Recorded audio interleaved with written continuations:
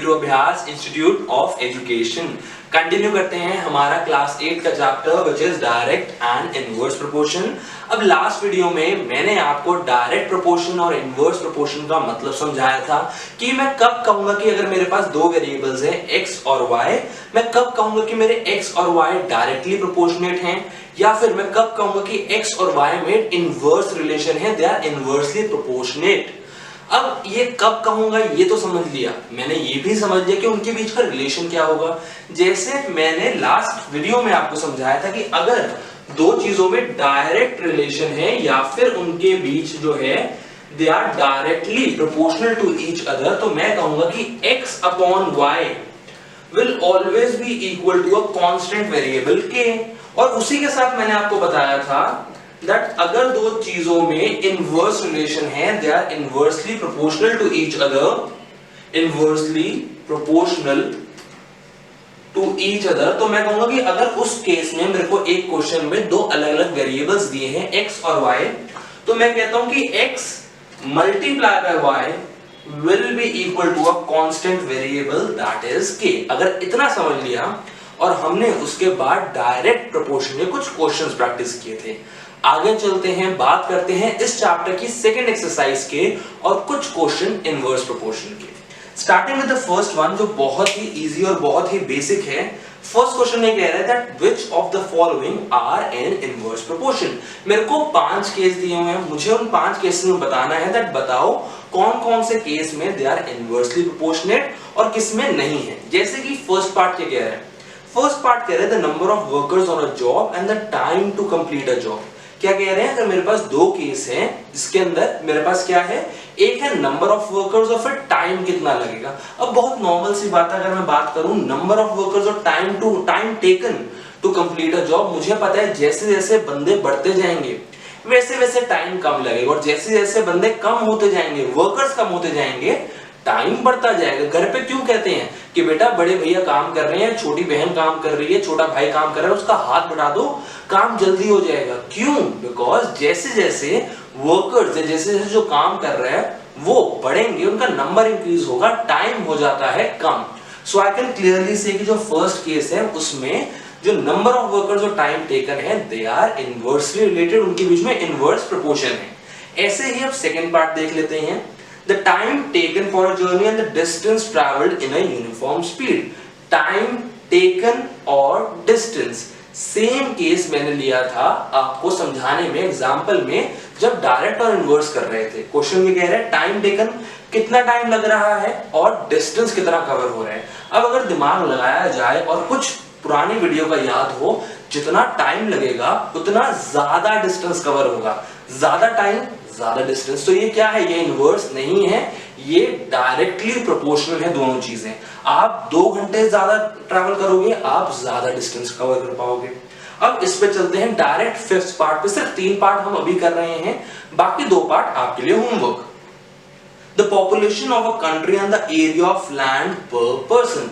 Population जैसे जैसे बढ़ेगी, मुझे पता है क्या कह रहे हैं, एरिया पर पर्सन, एरिया ऑफ लैंड पर पर्सन, मतलब कि डिवाइड कर रहे हैं पॉपुलेशन और एरिया को। मुझे पता है जैसे जैसे पॉपुलेशन बढ़ती जाएगी वैसे वैसे पर पर्सन के पास जितना ऑन एन एवरेज लैंड आएगा वो होता जाएगा कम। क्यों? यहाँ पे वैसे ही डिवाइड कर रहे हैं, पॉपुलेशन बढ़ी, एरिया हो गया पर पर्सन कम। टोटल एरिया सेम रहेगा लेकिन टोटल एरिया डिवाइड बाय अगर पॉपुलेशन कर दूं, मुझे पता है कि जैसे जैसे पॉपुलेशन बढ़ रही है वैसे वैसे एरिया पर पर्सन होता जाएगा कम, इसलिए ये भी है इनवर्सली रिलेटेड, इनमें भी है इनवर्स प्रोपोर्शन। अब अगर समझ लिया है डायरेक्ट किस में है, इनवर्स किस में है, जल्दी से कुछ प्रैक्टिकल क्वेश्चंस कर लेते हैं। जैसे कि स्टार्ट करते हैं with question number 2। Question number 2 क्या कह रहा है that in a television game show The prize money of rupees 1 lakh is to be divided equally amongst the winner। एक मेरे पास टेलीविजन का शो है, एक गेम शो है, उसके अंदर टोटल कैश प्राइज जो दिया हुआ है वो 1 लाख का दिया हुआ है। उसके साथ साथ आपको कह रहे हैं कि उसको 1 लाख को इक्वली डिवाइड किया जाएगा सारे विनर्स के अंदर। कंप्लीट द फॉलोइंग टेबल, जो यहाँ पे मैंने आपके लिए टेबल बना दिया है, and find whether the prize money given to an individual winner is directly और inversely proportional to the number of winners. एक बंदे को जितना मिल रहा है कैश प्राइस और जितने विनर्स हैं, मतलब कि number of winners and price for each winners, मुझे बताना है कि ये दोनों डायरेक्टली प्रोपोर्शनल है या फिर आपस में है इनवर्सली प्रोपोर्शन। अब देखो क्लियर सी बात है, वैसे मेरे को यहां दिख रहा है कि जैसे जैसे नंबर ऑफ विनर्स बढ़े, जैसे ही वो 1 से 2 हुआ, वैसे ही मेरा कैश प्राइस जो एक बंदे को मिल रहा है वो कम हो गया, ये बढ़ा ये कम हो गया। तो मेरे को अभी क्या दिख रहा है, दैट ये है मेरे इनवर्सली प्रोपोर्शनल। लेकिन अगर फिर भी मेरे को वेरीफाई करना है कि ये डायरेक्ट प्रोपोर्शन में है या इनवर्स प्रोपोर्शन में है, तो जल्दी से काम कर लेते हैं। मैं कह रहा हूं let the number of winners and price for each winner, क्या कह रहा हूं, let the number of winners and the price for each winner be x and y respectively। Then अगर मैं ये दिखा पाया x मल्टीप्लाई बाय y यहां पे भी और x मल्टीप्लाई बाय y यहां पे भी, अगर मेरे को दोनों में सेम वेरिएबल मिलेगा तो ये होगा मेरा इनवर्सली रिलेटेड। जल्दी से वेरीफाई करते हैं, पहले केस में देख लेते हैं। x multiply by y is 1 multiply by 1 lakh, क्या है मेरे पास यहां पे आ गया 1 lakh is equal to my K, constant variable आ गया के। अब अगर मेरे को यहां पे इन दोनों को मल्टीप्लाई करने पे भी सेम वैल्यू मिले के की, तो आई कैन क्लियरली से कि ये इनवर्स रिलेटेड है। जल्दी से देखते हैं आगे इस केस में मेरे पास क्या आ रहा है। अगर सेकंड केस की बात करूं तो मेरे पास x मल्टीप्लाई बाय y में क्या है, मेरे पास है 2 मल्टीप्लाई बाय 50,000। अब मुझे पता है, आपको पता है 2 मल्टीप्लाई बाय 50,000 कितना होता है, That is 1 लाख। और ये भी मेरा सेम आ गया। अगर सेम आ गया तो मैं क्या कह सकता हूं, as the k in both the cases is same, hence the number of winners and number of winners के साथ क्या है, price for each winner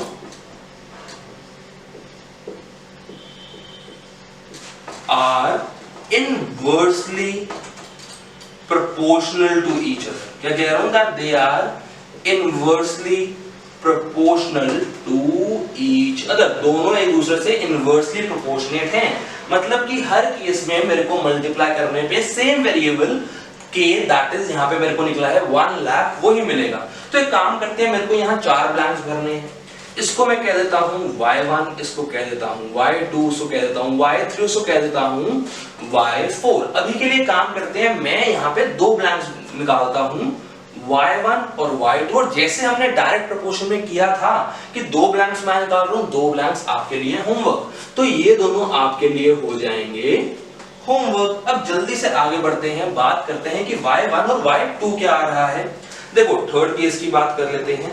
यहां पे मुझे पता है कि क्योंकि ये इनवर्सली रिलेटेड है तो x मल्टीप्लाई बाय y मेरे पास आना चाहिए k। अब यहाँ पे x क्या है, यहाँ पे x है 4, y क्या है, y है मेरे पास y1, और k मेरा निकल के आया है 1 लाख। तो y1 क्या आ गया मेरे पास, y1 आ गया 1 लाख डिवाइडेड बाय 4, तो मेरे पास यहां तो वैल्यू आ गई 25,000। मतलब y1 क्या है 25,000। अगर मेरे पास नंबर ऑफ विनर्स हो गए 4, तो हर इंडिविजुअल को, क्योंकि इक्वल प्राइस मिलना है इसलिए हर इंडिविजुअल को मिलेंगे 25,000। इसी के साथ आगे चलते हैं। अब देखो ये समझ आ गया, ये आपने रिवाइज कर लिया, तो इसको कर देते हैं इरेज। आगे बढ़ते हैं, आगे मेरे पास क्या है, अब फोर्थ पार्ट पे चलते हैं, दैट इज इस पे x multiply by y is equal to कि x multiply by y is equal to, क्यों यहाँ पे x क्या है 5, y क्या है y2, k क्या है, यहाँ पे k की वैल्यू है 1 लाख। तो y2 क्या हो गया 1 लाख डिवाइडेड बाय 5। मेरे पास आंसर क्या आ गया 5 2 10, और फिर जितने जीरोस बचे थे वो आ गए, तो y2 मेरे पास आ गया 20,000। मतलब क्या है कि अगर मेरे नंबर ऑफ विनर्स बढ़ के हो गए 5, तो हर बंदे को मिलेगा 20,000 का अमाउंट। अब अगर इतना समझ आया तो आई होप आपको इनवर्स प्रोपोर्शन के दो वेरिएबल्स मतलब x और y में इनवर्स रिलेशन है तो क्वेश्चन कैसे होना है समझ आया है। अब अगर समझ आया है और आपने इसको कर लिया है नोट डाउन, समझ लिया है, जल्दी से आगे चलते हैं, बात करते हैं क्वेश्चन नंबर 4 की, क्योंकि क्वेश्चन नंबर 3 एग्जैक्टली इसी कॉन्सेप्ट के ऊपर बेस्ड है। ऐसे ही एक टेबल है और आपको उसको सॉल्व करना है। आई होप आप क्वेश्चन नंबर 3 कर सकते हैं। आगे चलते हैं, बात करते हैं क्वेश्चन नंबर 4 की। अब जल्दी से बात करते हैं क्वेश्चन नंबर 4 की। देखते हैं क्वेश्चन नंबर 4 में क्या कह रहे हैं। दे से if a box of sweets is divided among 24 children they will get 5 sweets each. क्या कह रहे हैं, अगर मेरे पास एक मिठाई का डब्बा है, उस मिठाई के डब्बे के अंदर जितने भी मिठाई है मैं इक्वली 24 चिल्ड्रन में 24 बच्चों में डिवाइड करूं तो हर बच्चे के पास 5 स्वीट्स आएंगे, 5 मिठाई के पीसेस आएंगे। How many would each get if the number of children is reduced by 4? क्या कह रहे हैं, अब बताओ कि अगर मैं बच्चों को, जो मेरे पास नंबर ऑफ चिल्ड्रन थे, उसको ही रिड्यूस कर दूं बाय 4 तो हर बच्चे के पास अब कितने आएंगे। अब देखो, सबसे पहले आपको समझना है कि मेरे पास एक टेबल बनना चाहिए यहाँ पे, जिसमें वो कह रहे हैं जो चिल्ड्रन है अगर वो 24 है तो नंबर ऑफ स्वीट्स है मेरे पास 5। अब वो कह रहे हैं अगर मैं बच्चों को ही रिड्यूस कर दूं बाय 4, बाय 4 का मतलब क्या है कि मेरे पास जो पहले बच्चे थे दैट इज 24, उसमें से 4 कर दूं, सबट्रैक्ट 4 कर दूं माइनस, तो मेरे पास यहाँ पे आ रहा है 20। क्या आ रहा है, यहाँ पे मेरे पास आ रहा है 20, बिकॉज 24 माइनस 4 इज 20। मेरे को यहाँ पे निकालना, अगर 20 हो गए बच्चे तो बताओ नंबर ऑफ स्वीट्स हर बच्चों को कितनी मिलेगी, तो मैंने उसको लिख दिया y1। अब मुझे पता है कि अगर एक फिक्स नंबर ऑफ स्वीट्स हैं एक डब्बे के अंदर, पहले बट रही थी 24 बच्चों को तो 5 पीस मिल रहे थे, अब 24 के हो गए 20, बच्चे हो गए कम, तो मुझे पता है कि हर बच्चे को जितनी मिलेगी वो बढ़ जाएगी, बिकॉज स्वीट्स तो फिक्स्ड हैं, मेरे पास नंबर ऑफ स्वीट्स फिक्स्ड है, इसलिए अगर बच्चे कम हो गए जिनमें डिस्ट्रीब्यूट होनी है तो हर बच्चे को जो मिल रही है वो बढ़ जाएगी। तो आई कैन से दैट, जल्दी से इस पार्ट को करते हैं रब। अगर आपने कर लिया है, मैं कह रहा हूं as we can see that number of children and number of sweets each child will get, क्या कह रहा हूं, as we can see that number of children and number of sweets each child or kid will get are inversely proportional to each other. They are inversely proportional to each other. Then inverse proportion में क्या relation होता है कि जो मेरे पास variable है, जैसे यहां पे क्या है, number of children multiply by number of sweets, ये मेरे पास सेम आना चाहिए वेरिएबल अगर मैं मल्टीप्लाई कर रहा हूं, which will be k। तो पहला केस देख लेते हैं। पहले केस में क्या है, केस 1 देखते हैं। मेरे पास यहाँ पे नंबर ऑफ चिल्ड्रन है 24 और नंबर ऑफ स्वीट्स है 5। मैं कह रहा हूं मेरे को मल्टीप्लाई करने पे एक वेरिएबल मिलना चाहिए k, तो यहाँ k क्या है, 24 मल्टीप्लाई बाय 5 which is 120। अब ऐसे ही सेकंड केस देख लेते हैं। When children are reduced by 4, then number of children कितने हो गए, number of children हो गए मेरे 24 minus 4 that is 20। अब ये तो मेरे पास आ गए 20, लेकिन k तो सेम रहेगा। So number of children multiply by number of sweets, वो मेरे पास हमेशा रहेगा एक क्वेश्चन के अंदर सेम, दैट इज के नंबर ऑफ चिल्ड्रन है यहाँ पे 20, मैं कह रहा हूं नंबर ऑफ स्वीट्स को मैंने ले लिया y1, so 20 multiply by y1 is equal to K क्या आया था 120। सो y1 इज 120 डिवाइडेड बाय 20, 0 से 0 काट, मेरे को पता है 2 6 12, सो y1 आ गया 6, y1 क्या आ गया, y1 आ गया मेरे पास 6।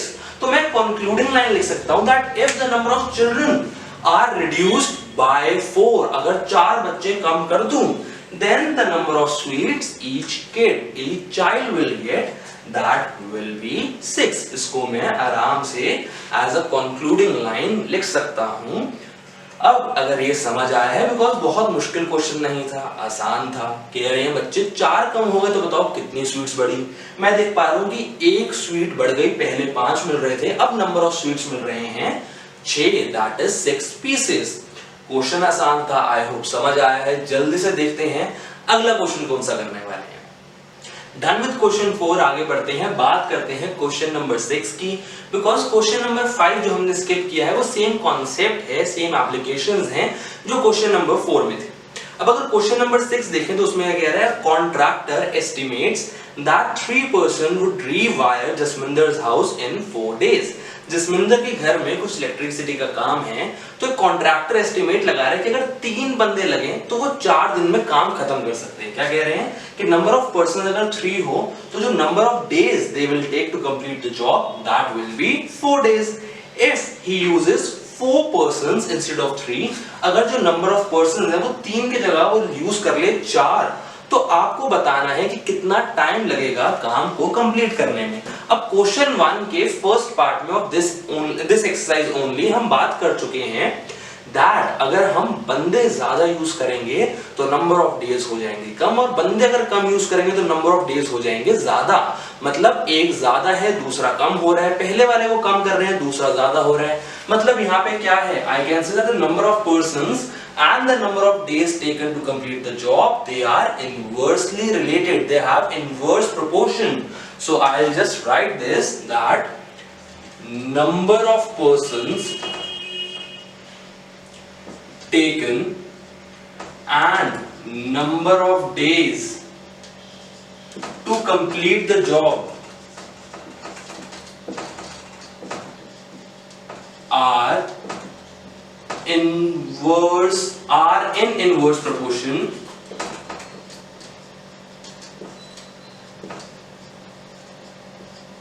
hence मैं क्या कह सकता हूं, मैं कह सकता हूं कि क्योंकि ये इनवर्सली प्रोपोर्शनेट है, ये इनवर्सली रिलेटेड है, आई कैन से कि इनको अगर मल्टीप्लाई करूं, hence number of persons multiply by number of days taken, multiply करने पे मेरे को हमेशा मिलेगा एक कांस्टेंट वेरिएबल के, यहां पे करूंगा multiply. So I am saying let number of persons be x and number of days be y। ये मैं कह रहा हूं x ले लेते हैं, ये मैं कह रहा हूं y ले लेते हैं। अब एक केस में मुझे x और y दोनों गिवन है, एक केस में मुझे x गिवन है y नहीं गिवन, तो उसको ले लेता हूं y1। अब क्वेश्चन कैसे होगा, देखो x multiply by y is equal to k। First case की बात कर लेते हैं। फर्स्ट केस में मेरे पास x है, बिल्कुल है, क्या है 3, y भी है 4, मेरे को मल्टीप्लाई करने पे मिलेगा variable k। 3 multiply by 4 is, मुझे पता है 12, सो k क्या हो गया, k यहाँ पे आ गया 12। अब सेकंड केस की बात कर लेते हैं। सेकंड केस में क्या है, सेकंड केस में मेरे पास जो x दिया हुआ है, x multiply by y k होगा। x क्या है, x है 4, और y क्या है, y मैंने ले लिया y1, तो this would be equal to k। But point is k क्या है, k मेरे पास पहले से मैं निकाल चुका हूं, दैट इज 12। सो y1 क्या निकला, 12 divided by 4 which is 3। So y1 is equal to 3। So मैं क्या कंक्लूजन लिख सकता हूं, I can write the conclusion that if we take 4 persons instead of 3, then the work will be completed in how many days? In 3 days। अगर हम क्या कर रहे हैं, अगर हम 3 की जगह 4 बंदे ले रहे हैं तो हमारा काम भी 4 की जगह 3 दिन में खत्म हो रहा है। आई होप आपको समझ आया, कॉन्सेप्ट क्या लगाया, इनवर्स प्रोपोर्शन का लगाया, कैसे निकाला, आसान था, बहुत ज्यादा मुश्किल नहीं था। अब अगर क्वेश्चन 6 हो गया तो जल्दी से आगे बढ़ते हैं, बात करते हैं क्वेश्चन 7 में क्या कह रहे हैं।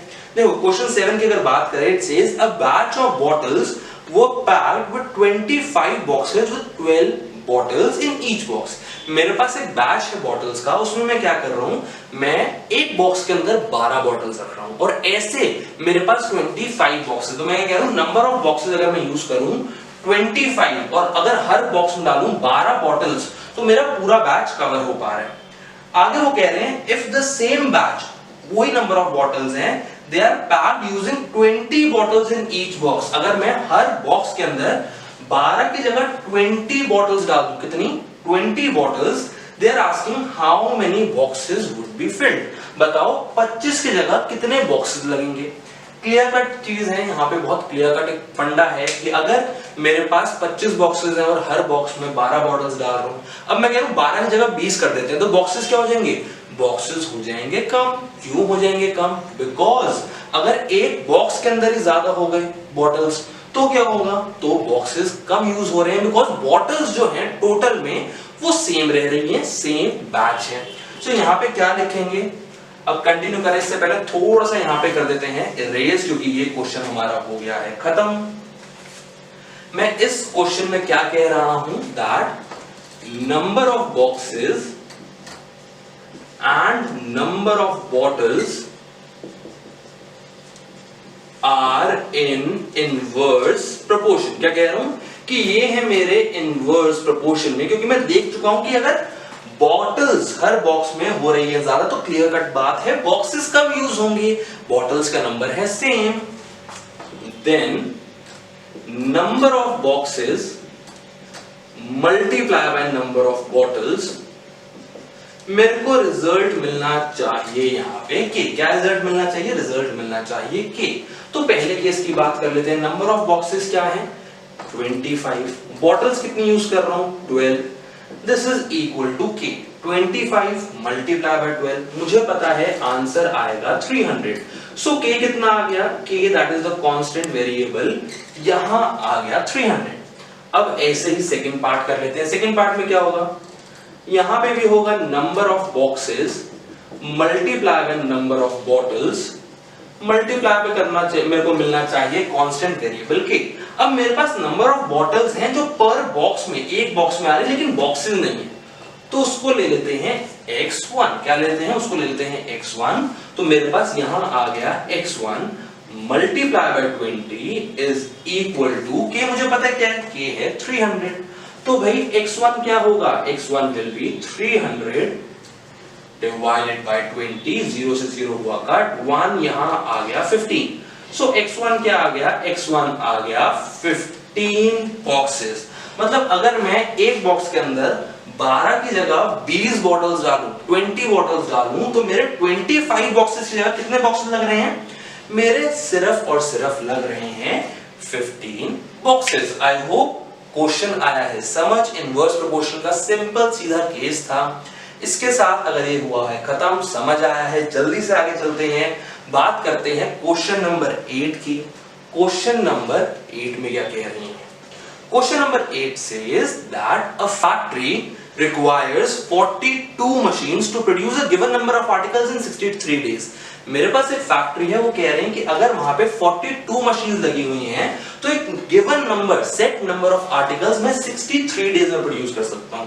42 मशीन्स यूज करूं, given number of articles produce हो रहे हैं 63 नंबर ऑफ डेज में।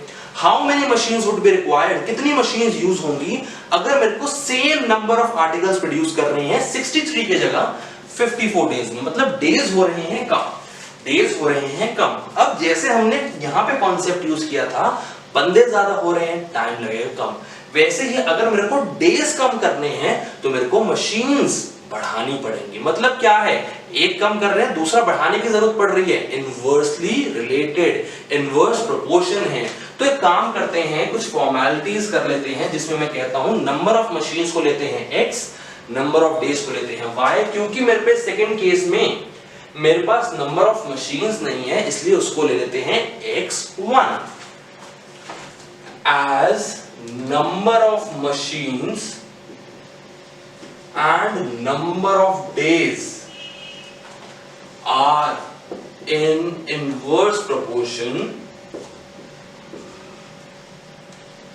then क्या होगा, मेरे पास आएगा number of machines को अगर मैं मल्टीप्लाई करूं नंबर ऑफ डेज जो मेरे को सेम आर्टिकल्स प्रोड्यूस करने में लग रहे हैं, that will be equal to a constant variable that is k।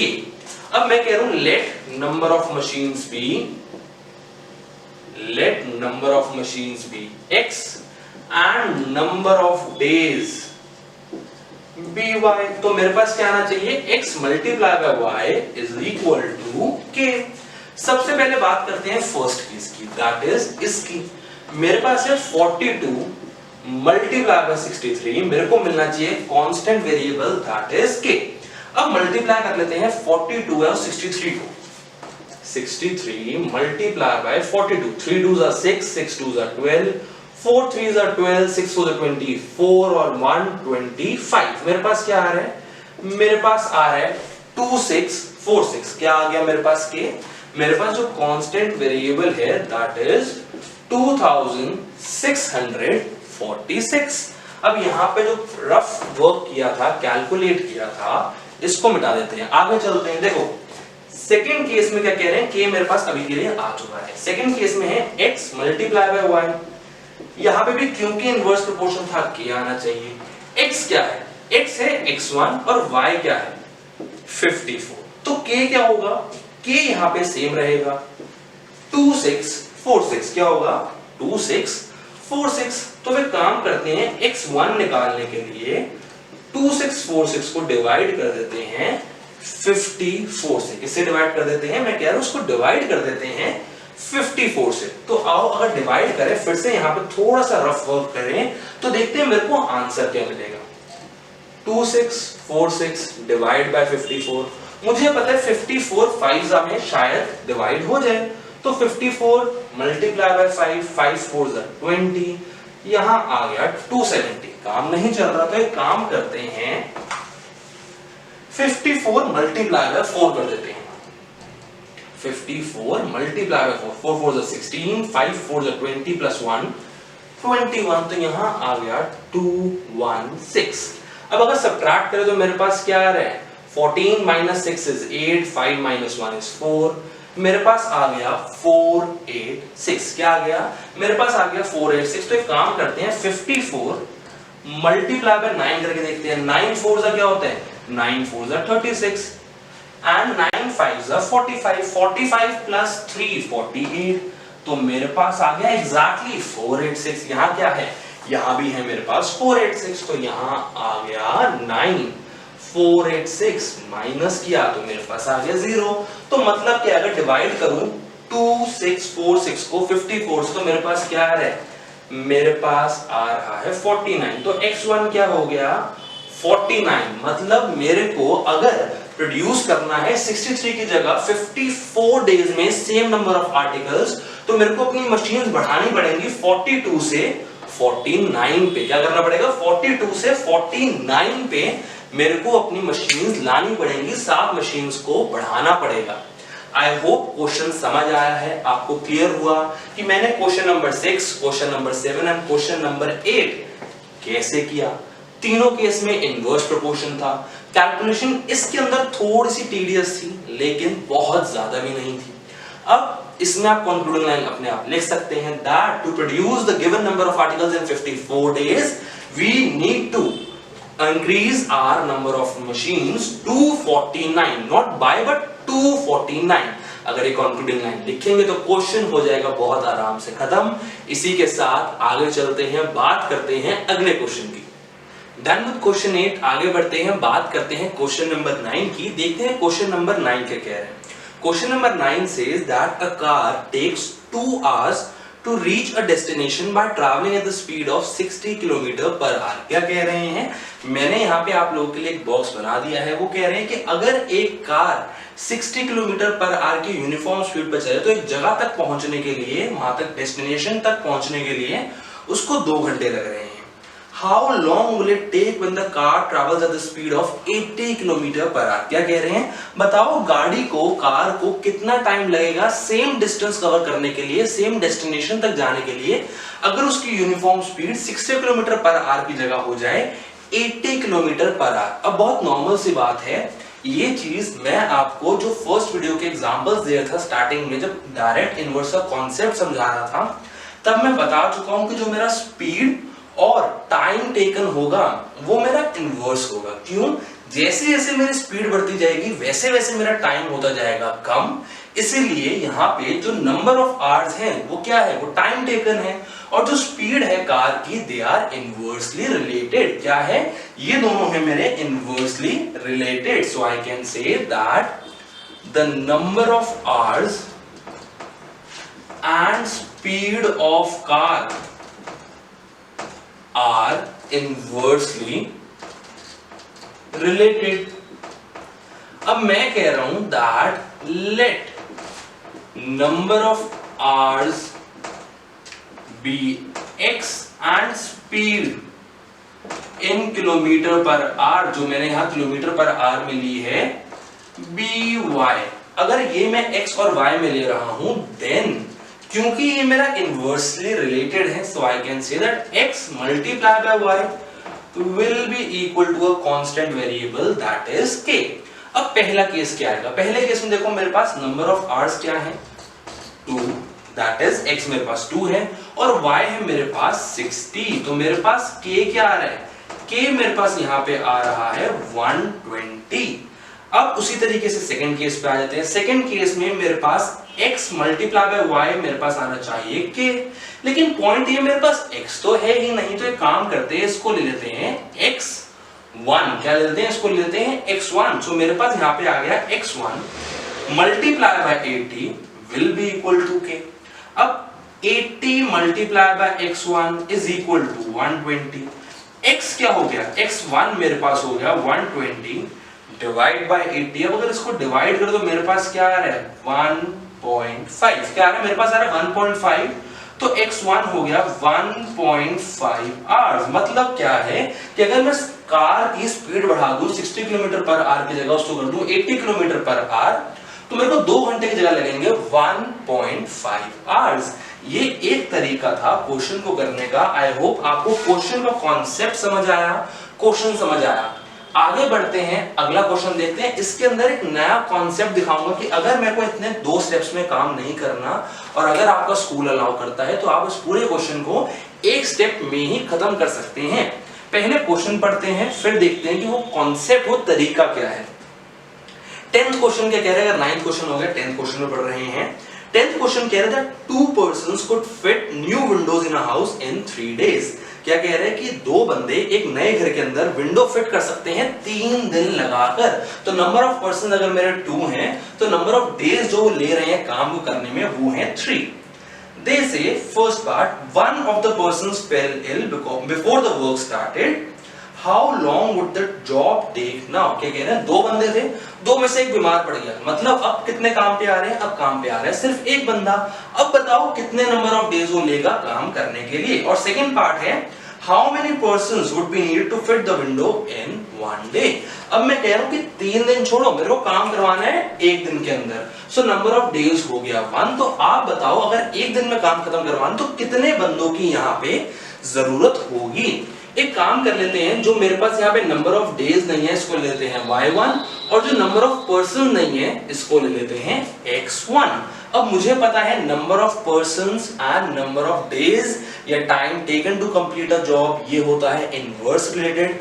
इनके अंदर इनवर्स प्रोपोर्शन लगता है। ये कॉन्सेप्ट इस पर्टिकुलर चीज के अंदर काम करने के लिए जो बंदे लग रहे हैं, persons who are involved in completing a job and time taken, ये हम पहले भी 2-3 क्वेश्चंस में देख चुके हैं। तो यहाँ पे जो फॉर्मेलिटी होती है that the number of persons and the number of days are inversely proportionate या फिर दे आर इनवर्सली रिलेटेड, ये मैं छोड़ रहा हूँ आपके लिए, वो फॉर्मेलिटी कर लेंगे आप। मैं सीधा चल रहा हूँ that as they are inversely proportional, hence मेरे पास क्या आना चाहिए? That number of persons multiply by number of days, ये हमेशा मेरे पास होना चाहिए equal to a constant variable K हर केस में। तो सबसे पहले फर्स्ट पार्ट की बात कर लेते हैं। जब मेरे पास कह रहे थे कि 2 में से एक बंदा पड़ गया बीमार, तो सबसे पहले इस केस की बात करते हैं जब मेरे पास पर्सन्स और डेज दोनों गिवन है। सो भाई नंबर ऑफ पर्सन्स कितने हैं 2, नंबर ऑफ डेज कितने हैं 3, so 2 multiply by 3 is equal to K निकालने जगह हम छोटा सा काम कर सकते हैं, क्या इज इक्वल टू दूसरा केस ले लो, x क्या है 1 और y क्या है y1, मतलब कि नंबर ऑफ पर्सन दिए थे मेरे को 1 और नंबर ऑफ डेज थे y1। मैं कह रहा हूं दोनों इक्वल होंगे, क्यों, because they are always equal to a constant variable k। So मेरे पास क्या आ रहा है, मेरे पास आ रहा है y1 इज इक्वल टू 6, क्यों 1 multiply by y1 is y1, 3 multiply by 2 is 6। तो मेरे पास डायरेक्ट बड़ा आसान तरीके से आंसर आ गया, कितना, मेरे पास आंसर आ गया 6। मतलब कि अगर दो में से एक बंदा बीमार पड़ जाएगा तो मेरे पास कितने टाइम लगेगा एक बंदे को काम पूरा करने में, he will take 6 days। तो आप लिख सकते हो that if only one person is employed, if only one person is working, then he will take 6 days to complete a job। I hope समझ आया, कॉन्सेप्ट इजी था, बहुत मुश्किल नहीं था। इसीलिए जल्दी से चलते हैं सेकंड पार्ट पे। सेकंड पार्ट में ये कहते हैं कि अगर मेरे को सारा काम ही एक दिन में करवाना है तो भाई क्योंकि ये इनवर्स रिलेशन है, मुझे पता है number of persons multiply by number of days will always be equal to K. तो चाहे इन दोनों मल्टीप्लाई करूं या इन दोनों मल्टीप्लाई करूं, मेरे को वेरिएबल सेम मिलेगा। So I can say that number of persons multiply by number of days जो मेरे हैं वो मेरा कांस्टेंट वेरिएबल है which is k। so I can say 2 multiplied by 3 will always be equal to x1, जो मैं कह रहा था कि मैं ले रहा हूं number of persons multiply by 1। तो अब मेरे पास क्या आ रहा है, x1 multiply by 1 is equal to 6, x1 is equal to 6। मेरे पास क्या आ गया, मेरे पास आ गया x1 इज इक्वल टू 6। मतलब अगर मेरे को एक दिन में काम खत्म करना है तो मेरे को 6 पर्सन्स की नीड है। क्या कह रहा हूं कि अगर मेरे को एक दिन में काम खत्म करना है तो मेरे को जरूरत है 6 पर्सन्स की। क्वेश्चन बहुत इजी था, कॉन्सेप्ट पहले के क्वेश्चन में भी समझा हुआ था। आई होप समझ आया है। जल्दी से आगे चलते हैं, बात करते हैं क्वेश्चन नंबर 11 में क्या कह रहे हैं। क्वेश्चन नंबर 11 में they say that a school has 8 periods in a day each of 45 minutes duration. एक स्कूल है, उसका टाइम टेबल कुछ ऐसा है कि वहां पे 8 पीरियड्स हैं और हर पीरियड की ड्यूरेशन सेम है, that is 45 minutes. How long would each period be if the school has 9 periods a day assuming the number of school hours to be same। क्या कह रहे हैं, अब लेट्स assume कि जो हमारे पास 8 पीरियड्स थे, 8 की जगह कर दिए हैं स्कूल वालों ने 9, लेकिन जो स्कूल का टाइम था, स्कूल आवर्स थे, वो सेम है। तो अब बताओ कि हर जो पीरियड होगा उसकी ड्यूरेशन क्या होगी। तो मेरे पास पहले क्या है, 8 पीरियड्स 45 मिनट्स की है। अब वो कह रहे हैं 9 पीरियड्स हैं, बताओ उनकी ड्यूरेशन क्या है। तो जो ड्यूरेशन नहीं दी इसको ले लेते हैं y1। क्या लेते हैं, इसको ले लेते हैं y1। अब मुझे पता है कि जैसे जैसे पीरियड्स के नंबर्स बढ़ते जाएंगे, जितने पीरियड्स आपके स्कूल में बढ़ेंगे उसकी ड्यूरेशन कम होती जाएगी, बिकॉज आपने स्कूल जाना फिक्स नंबर ऑफ आवर्स के लिए। सो मैं कह सकता हूं that number of periods and duration of each period will be inversely proportional to each other। they will be inversely proportional to each other। अब मैं कह रहा हूं दैट इसी कॉन्सेप्ट को, क्या इसी कॉन्सेप्ट को अगर लें कि मेरे को पता है कि इन दोनों को मल्टीप्लाई करूं या इन दोनों को मल्टीप्लाई करूं, मेरे को रिजल्ट मिलना है same. So I can say then number of periods multiply by duration of each period, ये मेरे पास एक कांस्टेंट वेरिएबल देना चाहिए कि, क्या देना चाहिए, कांस्टेंट वेरिएबल मेरे को मिलना चाहिए कि। अब अगर आप चाहो, आप कह रहे हो कि 10th वाले जो क्वेश्चन ने कॉन्सेप्ट किया वो थोड़ा सा ना शॉर्ट हो गया सर, स्कूल में एक्सेप्टेबल नहीं है, या फिर नहीं मजा नहीं आया, कॉन्सेप्ट इसी से समझ आ रहा था, तो आप ये क्वेश्चन 11th क्वेश्चन या 10th क्वेश्चन भी इस पूरे कॉन्सेप्ट से कर सकते हो, जिसमें पहले k निकालते हैं और फिर अगले पार्ट में k को सब्स्टिट्यूट करके उसकी वैल्यू डाल के मिसिंग नंबर निकालते हैं। मैं कह रहा हूं मैं अभी के लिए 2 क्वेश्चंस में 10th और 11th में डायरेक्ट कर रहा हूं। तो मेरे पास क्या आएगा, नंबर ऑफ पीरियड्स पहले क्या थे 8, ड्यूरेशन क्या थी 45 मिनट्स। अब मेरे पास क्या है, अब मेरे पास पीरियड्स है 9, मेरे पास ड्यूरेशन नहीं है जिसको मैं ले रहा हूं y1, तो मेरे पास क्या है 8 multiply by 45 is equal to 9 multiply by y1, तो मेरे पास y1 कैसे आएगा, y1 will be 8 multiply by 45 divided by 9, क्या है डिवाइडेड बाय 9, और इसको मैं बहुत आराम से डिवाइड कर सकता हूं, क्यों 9 1 9 9 5 45, सो y1 is equal to 8 multiply bye 5, क्या आ गया मेरे पास आ गया 8 multiply bye 5, so y1 is equal to 40 minutes, क्या आ गया y1 is equal to 40 minutes। तो अगर मेरे पीरियड्स 8 के 9 हो जाएं, क्या मेरे पीरियड्स जो स्कूल में थे 8 के 9 हो जाएं, तो हर पीरियड की जो ड्यूरेशन है वो 5 मिनट कम हो जाएगी, मेरी जो ड्यूरेशन होगी पीरियड की वो होगी 40 मिनट्स। कंक्लूडिंग लाइन आप लिख सकते हैं अपने आप that if my periods are increased from 8 to 9, the duration of each period will be reduced from 45 minutes to 40 minutes। I hope question समझ आया, हर कॉन्सेप्ट डायरेक्ट का इनवर्स का क्लियर है। यहाँ पे आपको एक्सरसाइज वाइज दिया होता, डायरेक्ट के अलग क्वेश्चंस थे, इनवर्स के अलग, लेकिन कॉन्सेप्ट समझो, बिकॉज स्कूल में जब पेपर आएगा तब आपको नहीं बताया जाएगा कि ये डायरेक्ट है या फिर ये इनवर्स है, आपको खुद समझना पड़ेगा कि अगर एक बढ़ रहा दूसरा बढ़ेगा या कम होगा, ये आपको खुद समझना पड़ेगा। आई होप कॉन्सेप्ट्स आपके सारे क्लियर। इसी के साथ एक्सरसाइज और चैप्टर दोनों को करते हैं वाइंड अप। अगर सारे कॉन्सेप्ट्स क्लियर हैं, क्वेश्चन सारे समझ आए हैं, hit the like button, subscribe to our channel for more such videos and don't forget to hit the bell icon. Thank you.